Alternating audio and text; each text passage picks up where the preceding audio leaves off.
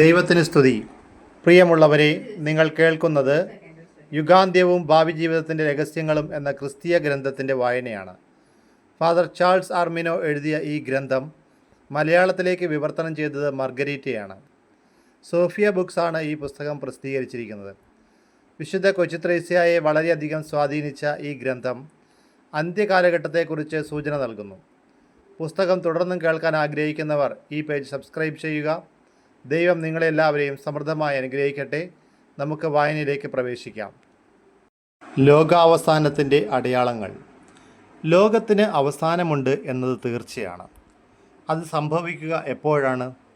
സമീപ ഭാവിയിലോ അതോ വിദൂരമായ ഒരു കാലഘട്ടത്തിലോ?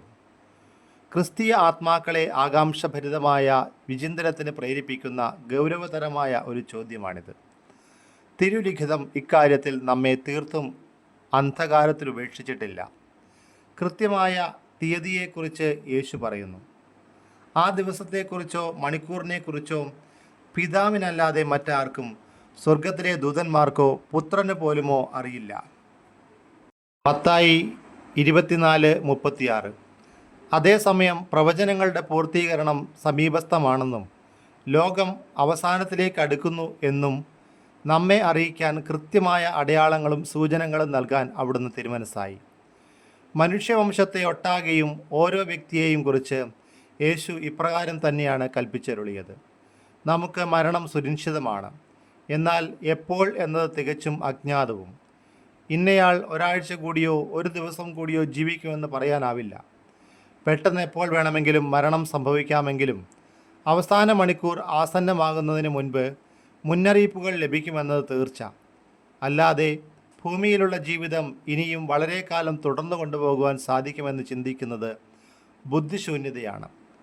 അത്തിമരത്തിൽ നിന്ന് പഠിക്കുവിൻ. അതിൻ്റെ കൊമ്പുകൾ ഇളതാവുകയും തളിർക്കുകയും ചെയ്യുമ്പോൾ വേനൽക്കാലം അടുത്തിരിക്കുന്നുവെന്ന് നിങ്ങൾ മനസ്സിലാക്കുന്നു. അതുപോലെ ഇവയെല്ലാം കാണുമ്പോൾ അവൻ സമീപത്ത് വാതിൽക്കൽ എത്തിയിരിക്കുന്നുവെന്ന് നിങ്ങൾ മനസ്സിലാക്കിക്കൊള്ളുവിൻ. മത്തായി 24:32 മുതൽ 33 വരെയുള്ള വാക്യങ്ങൾ. മനുഷ്യചരിത്രം ഇന്ന് വരെ നേരിട്ട ദുർവിധികളുടെ എല്ലാ സമയങ്ങളിലും പ്രതിസന്ധികളിലും ധാർമ്മിക ക്രമരാഹിത്യങ്ങളിലും ഉണ്ടായ പൊതുനാശനഷ്ടങ്ങൾ, തകർച്ചകൾ, കാലാവസ്ഥാ വ്യതിയാനങ്ങൾ തുടങ്ങിയവ ഇതേ തീവ്രതയോടെയോ അല്ലാതെയോ സംഭവിച്ചിട്ടുണ്ട് എന്നതിൽ നിന്നും അവയെല്ലാം വാസ്തവത്തിൽ മനുഷ്യപുത്രൻ്റെ വരവിനെ സൂചിപ്പിക്കുന്ന അവ്യക്ത അടയാളങ്ങൾ മാത്രമാണ് എന്ന് മനസ്സിലാക്കാം. മക്കബായരുടെ കാലഘട്ടത്തിലും 2 മക്കബായർ 3-20 മുതൽ 30 വരെയുള്ള വാക്യങ്ങളിൽ ആകാശത്തിൽ ഇതുപോലെയുള്ള അടയാളങ്ങൾ കാണപ്പെട്ടിട്ടുണ്ട്. 40 നീണ്ട ദിനരാത്രങ്ങൾ കുതിരപ്പുറത്തേറിയ മനുഷ്യരെ ജെറുസലേം നിവാസികൾ ആകാശത്തിൽ കാണുകയുണ്ടായി. സ്വർണ്ണ ചിത്രപ്പണിയുള്ള വസ്ത്രങ്ങൾ അണിഞ്ഞ അവർ കരങ്ങളിൽ കുന്തങ്ങളും ഊരിയ വാളുകളും ധരിച്ച സൈനികരായിരുന്നു. സൈന്യം വ്യൂഹങ്ങളായി വിഭജിക്കപ്പെട്ടിരുന്നതിനാൽ കുതിരകൾ പരസ്പരം മല്ലടിച്ചു നിന്നു. സ്വർണ്ണ നിർമ്മിതങ്ങളായ അവയുടെ ആയുധങ്ങളും മാർച്ചട്ടകളും പടത്തൊപ്പികളും വെട്ടിത്തിളങ്ങി. ഭയപ്പെട്ട ജനം ദൈവത്തോട് തീവ്രമായി പ്രാർത്ഥിച്ചു. ഈ കാഴ്ചകളെല്ലാം ഞങ്ങളെ മോചിപ്പിക്കുന്നതാകണമേ, ഞങ്ങളെ നശിപ്പിക്കുന്നതാകരുതേ. ടൈറ്റസിൻ്റെ കീഴിൽ ജെറുസലേം നഗരം ഉപരോധിക്കപ്പെട്ടപ്പോൾ അതിവിദൂര സ്ഥലവും ദേവാലയവും അദൃശ്യ കാരണങ്ങളാൽ വിറപൂണ്ടു. വിചിത്രമായ ശബ്ദങ്ങൾ ഉണ്ടാവുകയും അദൃശ്യ ശക്തികൾ ഞങ്ങളിവിടെ നിന്ന് പോകട്ടെ, ഞങ്ങളിവിടെ നിന്ന് പോകട്ടെ എന്ന് കരയുന്നതായി കേൾക്കുകയും ചെയ്തു. ഒരു മഹാപുരോഹിതൻ ഈ അസ്വാഭാവിക പ്രകടനങ്ങൾ കണ്ട് അത്ഭുത സ്തബ്ധനായി ചോദിച്ചു, ദേവാലയമേ, എന്തുകൊണ്ട് അസ്വസ്ഥമാകുന്നു? എന്തിന് ഭയപ്പെടുന്നു? എന്നാൽ അബദ്ധധാരണകളും അബദ്ധ സിദ്ധാന്തങ്ങളും ഇടം കൊടുക്കാതെ പ്രകൃതിയിൽ കാണുന്ന അസ്വാഭാവികതകളും അത്ഭുതങ്ങളും വരാനിരിക്കുന്ന വലിയ വേദനകളും പീഡാനുഭവത്തിൻ്റെ തുടക്കം മാത്രമാണെന്ന് യേശു ഉറപ്പിക്കുന്നു. ഇത് ഈറ്റുനോവിൻ്റെ ആരംഭം മാത്രമാണ് എന്നാണ് പറയുന്നത്. മത്തായി 24:8. അതിനാൽ ഇക്കാലഘട്ടത്തിലെ ദുരിതങ്ങളുടെയും കലാപങ്ങളുടെയും ലോകം മുഴുവനിലും നടമാടുന്ന അധാർമികതയുടെയും മതപരമായും സാമൂഹിക ജീവിതത്തിലും ഉണ്ടായിക്കൊണ്ടിരിക്കുന്ന അത്യാപത്തുകളുടെയും അടിസ്ഥാനത്തിൽ അവസാന കാലത്തെക്കുറിച്ചുള്ള ഒരു നിഗമനത്തിലെത്താനാവില്ല. പുരാതന കാലത്ത് അനുഭവവേദ്യമായ അടയാളങ്ങൾ തന്നെയാണ് ഇക്കാലത്തുണ്ടാകുന്നത്. എന്നാൽ ഈ അനുഭവങ്ങൾ പഠിപ്പിക്കുന്നത് ഇവയെല്ലാം അവസാന വിധിയുടെ അടുത്തെത്തിയിരിക്കുന്നു എന്നതിന് മതിയായ കാരണങ്ങളല്ലെന്നാണ്. ഈശോ ജെറുസലേമിൻ്റെ നാശത്തെയും ലോകത്തിൻ്റെ അവസാനത്തെയും ഒരേ രംഗത്തിലൂടെയാണ് അവതരിപ്പിക്കുന്നത്. ഒന്നാമതായി, ഈ രണ്ട് സംഭവങ്ങളും തമ്മിലുള്ള സാമ്യം കൊണ്ടാണ് അവിടുന്ന് അങ്ങനെ ചെയ്യുന്നത്. രണ്ടാമതായി, ദൈവത്തിന് കാലത്തിൻ്റെ വ്യത്യാസമോ പിന്തുടർച്ചയോ അനുഭവപ്പെടുന്നില്ല എന്നതുകൊണ്ടും. ആസന്നവും വിദൂരവുമായ സംഭവങ്ങൾ അപ്പോൾ സംഭവിച്ചാലെന്ന പോലെ അവിടുന്ന് വ്യക്തമായി കാണുന്നു. യഹൂദരുടെ മുൻവിധികളും മായാദർശനങ്ങളും കൊണ്ട് ഉത്തേജിതരായ അപ്പോസ്തലന്മാർ പരിശുദ്ധാത്മ ചൈതന്യം പ്രാപിക്കുന്നതിന് മുൻപ് ലോകമെന്ന് പറഞ്ഞാൽ ജെറുസലേം മാത്രമാണെന്നും ജെറുസലേമിൻ്റെ നാശം ലോകത്തിൻ്റെ മുഴുവൻ നാശമാണെന്നും അവർ കണ്ടെന്നും ഈശോ മനസ്സിലാക്കി തരുന്നു. ഈ ഇടുങ്ങിയ സ്വരാജ്യ സ്നേഹം മൂലം ജെറുസലേമിൻ്റെ പതനത്തോളം അവർ ജാഗരൂകരായി പ്രതീക്ഷയോടെ കാത്തിരുന്നു. യേശുവിന് അവരുടെ ഈ പ്രത്യേക സ്വഭാവ വിശേഷത്തെ തട്ടി ഉണർത്തി അവരിൽ ഭാവി ലോകത്തിൻ്റെ രഹസ്യങ്ങളെക്കുറിച്ച് ജിജ്ഞാസ ഉണർത്തുന്നതിനേക്കാൾ എളുപ്പം അവരുടെ ലൗകിക മോഹങ്ങളിൽ നിന്ന് അവരെ മോചിപ്പിക്കുകയായിരുന്നു. അതുകൊണ്ട് അവിടുത്തെ പ്രവചനങ്ങളിൽ ആശ്വാസത്തിലും രൂപരേഖയിലും നിറക്കൂട്ടിലും സാമ്യമുള്ള രണ്ട് ചക്രവാളങ്ങളായും രണ്ട് വീക്ഷണങ്ങളായും അവരെ അത് കാണിച്ചു. വിശുദ്ധ മത്തായിയുടെ സുവിശേഷത്തിലും വിശുദ്ധ മർക്കോസിൻ്റെ സുവിശേഷത്തിലും ലോകാവസാനം ജെറുസലേമിൻ്റെ നാശത്തോട് ഉൾപ്പെടുത്തിയാണ് അവതരിപ്പിച്ചിട്ടുള്ളത്. എന്നാൽ വിശുദ്ധ ലൂക്കായുടെ സുവിശേഷത്തിൽ ഈ രണ്ട് സംഭവങ്ങളും വേർതിരിക്കപ്പെട്ടാണ് കാണുന്നത്. അവിടെ കൃത്യമായി ലോകാവസാനം ഇപ്രകാരം ചിത്രീകരിക്കുന്നു: സൂര്യനിലും ചന്ദ്രനിലും നക്ഷത്രങ്ങളിലും അടയാളങ്ങൾ പ്രത്യക്ഷപ്പെടും. കടലിൻ്റെയും തിരമാലകളുടെയും ഇരമ്പൽ ജനപദങ്ങളിൽ സംഭ്രമമുളവാക്കും. സംഭവിക്കാൻ പോകുന്നവയെ ഓർത്തുള്ള ഭയവും ആകുലതയും കൊണ്ട് ഭൂവാസികൾ അസ്തപ്രജ്ഞരാകും. അപ്പോൾ മനുഷ്യപുത്രൻ ശക്തിയോടും വലിയ മഹത്വത്തോടും കൂടി മേഘങ്ങളിൽ വരുന്നത് അവർ കാണും. ലൂക്ക 21:25 മുതൽ 27 വരെയുള്ള വാക്യങ്ങൾ. ദിവസമോ മണിക്കൂറോ ആർക്കും അറിഞ്ഞുകൂടാ. അടുത്ത 100 വർഷങ്ങളിലേക്ക് കൂടി ലോകം നിലനിൽക്കുമോ? അതോ നമ്മുടെ ഈ സഹസ്രാബ്ദത്തിൽ തന്നെ അത് അവസാനിക്കുമോ? പ്രകൃതിയുടെ നിയമങ്ങൾക്കനുസൃതമായി ജീവിച്ച കാലഘട്ടത്തിലും മോശയുടെ നിയമങ്ങൾക്കനുസൃതമായി ജീവിച്ച കാലത്തിലും അനുസൃതമായ ക്രിസ്തീയ നിയമങ്ങളുടെ കൃപയിൽ മനുഷ്യവംശം അത്രയും കാലം നിലനിൽക്കുമോ? ഒരു സാങ്കല്പിക സിദ്ധാന്തത്തിനും അനുമാനത്തിനും ഉത്തരം നൽകാൻ കഴിയാത്ത ചോദ്യങ്ങളാണിവയെല്ലാം. വ്യർത്ഥമായ ജിജ്ഞാസയെ തൃപ്തിപ്പെടുത്തുന്ന ഏതാനും ഉത്തരങ്ങൾ മാത്രമേ വിജ്ഞാനികളെന്ന് അറിയപ്പെടുന്ന വ്യാഖ്യാതാക്കളുടെ കണക്കുകൂട്ടലുകളും അന്വേഷണങ്ങളും വഴി ലഭിച്ചിട്ടുള്ളൂ. ആ ദിവസം അറിയപ്പെടേണ്ട എന്ന് തന്നെ ദൈവേച്ഛ. അത് വന്നണിയുന്നതുവരെ ഒന്നും കണ്ടുപിടിക്കുവാനോ ആർക്കും സാധ്യമല്ല. ആ ദിവസത്തെക്കുറിച്ചോ മണിക്കൂറിനെക്കുറിച്ചോ പിതാവിനല്ലാതെ മറ്റാർക്കും, സ്വർഗത്തിലെ ദൂതന്മാർക്കോ പുത്രന് പോലുമോ അറിഞ്ഞുകൂടാ. മത്തായി 24:36. ദിവസം നമുക്ക് അറിയാനാവില്ല എങ്കിലും വർഷവും കാലഘട്ടവും തീരുമാനിക്കാനാവില്ല എന്നുണ്ടോ? ഇല്ല. കാരണം സുവിശേഷത്തിൽ പറയുന്ന ദിവസം ഒരു രാവും പകലുമല്ല, എത്ര വേണമെങ്കിലും ദൈർഘ്യമുള്ള ഒരു കാലഘട്ടമാവാം എന്ന് വിശുദ്ധ അഗസ്തീനോസ് പറയുന്നു.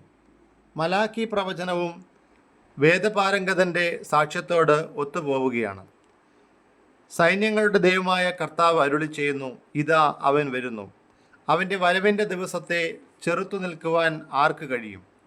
മലാക്കി 3-1 മുതൽ 2 വരെയുള്ള വാക്യങ്ങൾ. സക്കറിയ പ്രവാചകനും പറയുന്നു, അന്ന് തണുപ്പോ മഞ്ഞോ ഉണ്ടാവുകയില്ല. ഒരേ ദിനം ഒരു രാത്രിയും പകലുമല്ല, രാത്രിയിൽ പ്രകാശം ഉണ്ടായിരിക്കും. സക്കറിയ 14-6 വാക്യം. ഇതിനു കാരണം ലോകത്തിൻ്റെ അവസാനം പ്രകൃതിയുമായി ബന്ധപ്പെട്ട ഏതെങ്കിലും ഒരു സംഭവം കാരണമായിരിക്കുകയില്ല. അത് എല്ലാറ്റിനും ഉപരിയായി ദൈവത്തിൻ്റെ ഇച്ഛാശക്തിയെ ആശ്രയിച്ചിരിക്കുന്നു എന്നതിനാലാണ്. എന്നാൽ അത് നമുക്ക് വെളിപ്പെടുത്തപ്പെട്ടിട്ടില്ല. വിശുദ്ധരുടെ എണ്ണം തികയുകയും തിരഞ്ഞെടുക്കപ്പെട്ടവരുടെ എണ്ണം പൂർത്തീകരിക്കപ്പെടുകയും ചെയ്തതിനു ശേഷം മാത്രമേ വിധി സംഭവിക്കുകയുള്ളൂ എന്നത് വിശ്വാസത്തിൽ അധിഷ്ഠിതമായ ഒരു വസ്തുതയാണ്. ഉറപ്പായ കാരണങ്ങൾ കൊണ്ടോ ഊഹങ്ങൾ കൊണ്ടോ ഒരു മനുഷ്യനും തിരഞ്ഞെടുക്കപ്പെട്ടവരുടെ സംഖ്യ അറിയാൻ സാധിക്കുകയില്ല.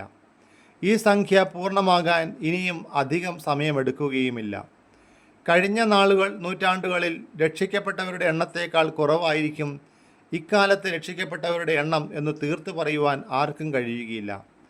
ഭാവിയിലുണ്ടായേക്കാവുന്ന വിശുദ്ധരുടെ എണ്ണം പണ്ടുണ്ടായതിനേക്കാൾ കൂടുതലായിരുന്നാലും കുറവായിരുന്നാലും അവരുടെ എണ്ണം പൂർത്തീകരിക്കപ്പെടുന്ന സമയം ആർക്കു കണ്ടെത്താനും പ്രവചിക്കാനും കഴിയും.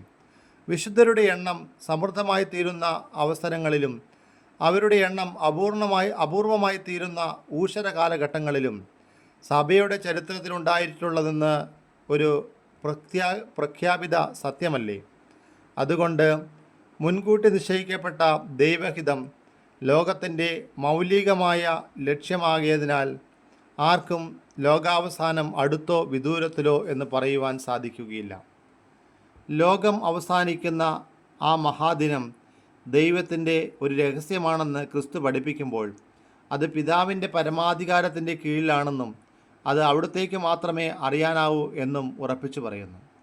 അവൻ പറഞ്ഞു, പിതാവ് സ്വന്തം അധികാരത്താൽ നിശ്ചയിച്ചുറപ്പിച്ചിട്ടുള്ള സമയമോ കാലമോ നിങ്ങൾ അറിയേണ്ട ആവശ്യമില്ല. അപ്പസ്തോല പ്രവർത്തനം 1-ാം അധ്യായം 7-ാം വാക്യം. നമ്മുടെ എല്ലാ കണക്കുകൂട്ടലുകളെയും തെറ്റിച്ചുകൊണ്ട് അത് സംഭവിക്കുമ്പോൾ നാം സുരക്ഷിതരെന്ന മിഥ്യയിൽ അലസലായിരിക്കുന്നതിനെ അവിടുന്ന് ശക്തമായി താക്കീത് നൽകുന്നുണ്ട്. അവിടുന്ന് ഓർമ്മപ്പെടുത്തുന്നു, ഒന്നാമതായി ലോകം അവസാനിക്കും, രണ്ടാമതായി അത് ആപേക്ഷികമായ സമീപസ്ഥമാണ്, മൂന്നാമതായി അത് വിവിധ കാലഘട്ടങ്ങളിൽ ഉണ്ടായിട്ടുള്ള പോലെയോ സാധാരണ കാണുന്ന അടയാളങ്ങൾ പോലെയോ ആയിരിക്കില്ല. വളരെ വ്യത്യസ്തവും പ്രത്യേകവുമായ അടയാളങ്ങൾ വഴി നമുക്ക് സൂചന നൽകിയിട്ട് ആ വിധത്തിലായിരിക്കും സംഭവിക്കുക. ഈ അടയാളങ്ങൾ നക്ഷത്രങ്ങളുടെ നാശമോ കലാപങ്ങളോ മാത്രമായിരിക്കില്ല. മനുഷ്യൻ്റെ ശ്രദ്ധയ്ക്ക് വിഷയീഭവിക്കുന്ന വിധത്തിലുള്ള മതപരവും സാമൂഹികവുമായ പൊതുസ്വഭാവമുള്ള സംഭവങ്ങളായിരിക്കും. ലോകം അവസാനിക്കുന്നതിന് മുൻപുള്ള 3 അടയാളങ്ങൾ. അവസാന സംഭവങ്ങളുടെ പ്രഥമ ഭാഗം നിഴലിക്കുന്ന രംഗം രക്ഷകൻ വിശുദ്ധ മത്തായിയുടെ സുവിശേഷം 24-ാം അധ്യായം 14-ൽ പറയുന്നു. എല്ലാ ജനതകളുടെയും സാക്ഷ്യത്തിനായി രാജ്യത്തിൻ്റെ സുവിശേഷം ലോകമെങ്ങും പ്രഘോഷിക്കപ്പെടും. അതിനുശേഷം അന്ത്യം ആഗതമാകും. രണ്ടാമത്തെ അടയാളം അരാജകത്വത്തിൻ്റെ മനുഷ്യനായ അന്തിക്രിസ്തുവിൻ്റെ ആഗമനമാണ്. 2 തെസ്സലോനിക്ക 2-ാം അധ്യായം 2 മുതൽ 4 വരെയുള്ള വാക്യങ്ങൾ. മൂന്നാമത് യഹൂദരുടെ മാനസാന്തരവും. റോമാക്കാർക്ക് എഴുതിയ ലേഖനം 11-ാം അധ്യായം 14 മുതൽ 17 വരെയുള്ള വാക്യങ്ങൾ. ഈശോയെ അവർ ആരാധിക്കുകയും വാഗ്ദാനം ചെയ്യപ്പെട്ട മിശിഹ ആണെന്ന് തിരിച്ചറിയുകയും ചെയ്യും. വിശുദ്ധ പൗലോസ് പറയുന്നു, കർത്താവിൻ്റെ ദിവസം വന്നു കഴിഞ്ഞെന്നുള്ള സൂചിപ്പിക്കുന്ന പ്രവചനത്താലോ പ്രസംഗത്താലോ ഞങ്ങളുടേതെന്ന് അവകാശപ്പെടുന്ന ലേഖനങ്ങളാലോ നിങ്ങൾ പെട്ടെന്ന് ചഞ്ചലചിത്തരും അസ്വസ്ഥരുമാകരുത്. 2 തെസ്സലോനിക്ക 2-ാം അധ്യായം 2-ാം വാക്യം.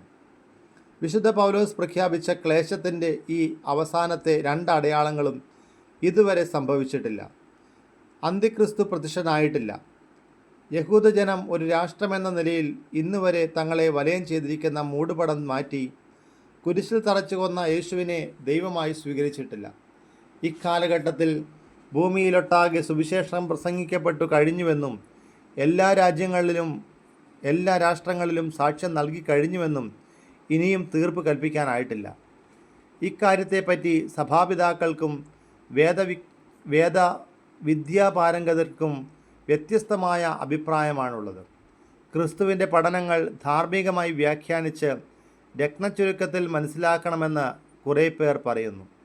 അത് പൂർത്തിയാക്കാൻ മനുഷ്യവാസമുള്ള ഇടങ്ങളിൽ മിഷണറിമാർ വഴി കുറച്ച് വ്യക്തികളോട് സുവിശേഷം പ്രസംഗിക്കപ്പെടുകയും വിദൂരവും വിജനവുമായ കുന്നുകളിൽ ഒരിക്കലും കുരിശുകൾ നാട്ടപ്പെടുകയും ചെയ്താൽ മതിയെന്നവർ വ്യാഖ്യാനിക്കുന്നു. എന്നാൽ വിശുദ്ധ ജെറോമിനെ പോലെയും വിശുദ്ധ ബീഡിനെ പോലെയും ഉള്ളവർ ദൈവപുത്രൻ്റെ വചനങ്ങൾ കർശനമായും അക്ഷരാർത്ഥത്തിലും മനസ്സിലാക്കപ്പെടണമെന്ന് അഭിപ്രായപ്പെടുന്നവരാണ്. കൊർണേലിയൂസ് ലാപ്രിറ്റ് എന്ന ഏറ്റവും പ്രസിദ്ധനായ ബൈബിൾ വ്യാഖ്യാതാവ് പറയുന്നതനുസരിച്ച് ക്രിസ്തുമതം പ്രഘോഷിക്കപ്പെടുകയും പ്രചരിക്കപ്പെടുകയും മാത്രമല്ല, ഒരു പൊതു സംവിധാനം എന്ന നിലയിൽ രൂപപ്പെടുകയും സ്ഥാപിക്കപ്പെടുകയും ചെയ്തതിനു ശേഷം അവസാനം വരിക, അത് സ്ഥാപിതമാകാൻ കിരാതവും ക്രൂരവുമായ ഒരു സമുദ്രതീരമില്ലാത്ത അജ്ഞാതമായ ഒരു ദ്വീപില്ലാതെ എല്ലാ വിജനപ്രദേശങ്ങളിലും സുവിശേഷം അതിൻ്റെ സർവ്വപ്രഘോഷണത്തോടും കൂടി പ്രഘോഷിക്കപ്പെടുകയും സഭ അവളുടെ എല്ലാ നിയമാവലികളോടും കൂടി ആവിഷ്കരിക്കപ്പെടുകയും ചെയ്യുന്നതുവരെ ലോകാവസാനം സംഭവിക്കുകയില്ല. എല്ലാ ജാതികളിലും വംശങ്ങളിലും ദേശങ്ങളിലും അത് പ്രഘോഷിക്കപ്പെടേണ്ടതുണ്ട്. ഒറ്റ വാക്കിൽ പറഞ്ഞാൽ ഒരിടയനും ഒരു തൊഴുത്തും ആകും. ഈ പ്രവചനം നിറവേറ്റപ്പെടുന്ന താതനാണു ദൈവം, നിത്യരക്ഷ നൽകിടുന്ന പുത്രനാണു ദൈവം, നിത്യമെന്നെ കാത്തിടുന്ന താതനാണു ദൈവം, നിത്യരക്ഷ നൽകിടുന്ന പുത്രനാണു ദൈവം, ഹൃത്തിനുള്ളിൽ വാസമാകും ആത്മനാണു ദൈവം, എത്ര വൈകി ദൈവമേ നിന്നെ അറിയുവാൻ. ദൈവഹിതമത്തോട് ഏറ്റവും ചേർന്നു പോകുന്ന എല്ലാ മനുഷ്യർക്കും വേണ്ടിയുള്ള വ്യഗ്രതയും അത് സൂചിപ്പിക്കുകയും കാലത്തിന്റെ തികവിൽ മാറ്റമില്ലാത്ത കൽപ്പനകളും നിയമങ്ങളും അറിയാൻ അവരെ ക്ഷണിക്കുകയും ചെയ്യും. പ്രിയമുള്ളവരെ, ഇന്നത്തെ വായന അവസാനിക്കുമ്പോൾ ദൈവത്തിന്റെയും ഹിതത്തിനനുസരിച്ചുള്ള 3 അടയാളങ്ങളെക്കുറിച്ച് ഇതിന്റെ തുടർന്നുള്ള വായനകൾ നിങ്ങൾക്ക് ലഭിക്കാൻ സബ്സ്ക്രൈബ് ചെയ്യുക. നിങ്ങളെ അനുഗ്രഹിക്കട്ടെ. മാത്രം